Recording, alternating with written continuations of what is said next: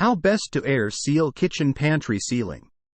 We just moved in and had an energy audit done by a professional, and they flagged that we were losing a ton of air through the ceiling in our kitchen pantry closet.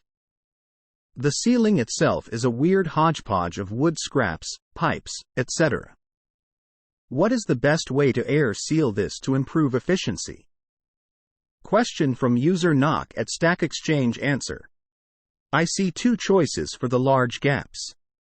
Continue to piecemeal it with whatever scraps of lumber, plywood, OSB you may have laying around.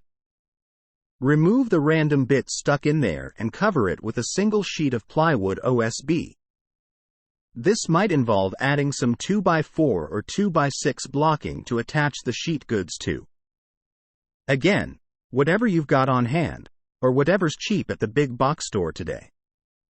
This isn't structural, you're just looking to stop airflow. If you need insulation here, feel free to add fiberglass, rock wool, foam board, or whatever other insulation is necessary to whatever R value you need, then cover it up. Once the big gaps are covered up, spray foam around all the corners, edges, and penetrations.